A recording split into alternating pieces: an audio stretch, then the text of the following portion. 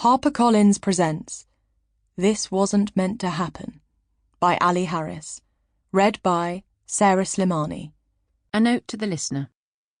This book deals with baby loss, grief and suicide, including a depiction of stillbirth.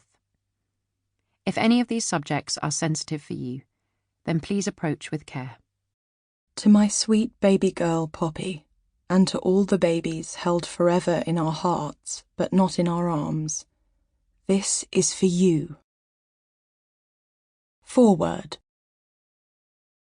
This Wasn't Meant to Happen was inspired by my daughter, Poppy, who died 6 months into my pregnancy 10 years ago. Writing this story about a fictional couple, Sophie and Rory, who suffer the stillbirth of their son, Leo, has been the most challenging, cathartic and fulfilling accomplishment of my life. Whilst baby loss was an unexpected personal plot twist for me, I have never wanted that to be the case for readers. It's my great hope that those who may have experienced the devastating loss of a baby or babies in pregnancy, birth or beyond, and who find themselves here, will feel both seen and held throughout this story. And those who haven't might find a language and deeper insight with which to support friends, family, or colleagues it may sadly affect in the future. Whatever has compelled you to pick up this book, read the blurb and make it as far as this page before you go any further.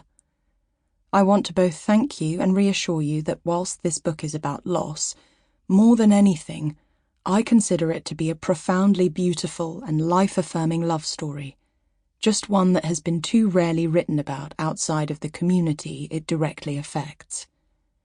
With love and deepest gratitude, Ali. Kiss. Part 1.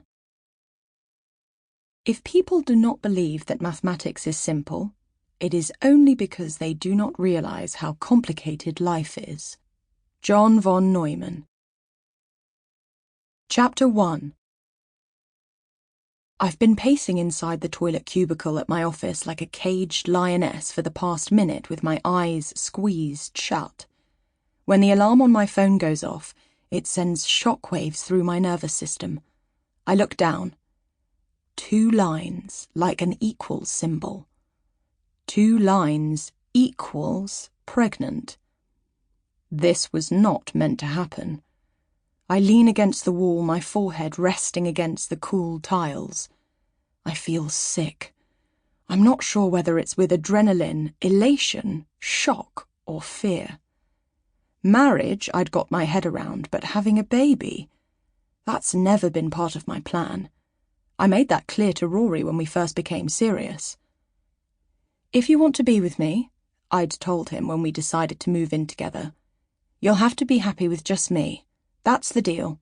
No ring, no kids, okay? Okay, he'd said, kissing me lightly on my forehead. But I think you'll change your mind. In fact, he'd smiled. I'll even make a bet on it. Oh, really? How much? I'd teased, used to this kind of verbal sparring with him. My whole heart, he'd answered, unexpectedly seriously, which had made me lose my breath. I'd pulled away. But, I'd protested, there's no data to back that up. What makes you so sure? Infuriatingly, he'd shrugged. I'm not. You're a total enigma. Also, you're stubborn, impossibly hard to read at times, clever, controlling, and the most freakishly organized person I know. And sexy. Did I mention sexy? He'd added, when he realized I was glowering at him. It's true. I thought so from the moment I first set eyes on you, 9 months ago. You were stuck in the middle of a field, cows to your left, a pen of pigs to your right. That, I thought to myself, is the sexiest creature I've seen.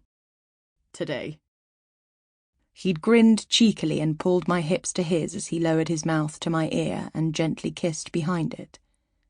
Thanks, I'd laughed, despite myself. And hot, he'd added, his lips working their way down my neck. Let me guess, I'd said, pushing him away playfully. Due to the free coffee I was handing out? So hot, he'd murmured. Sample complete. Ready to continue?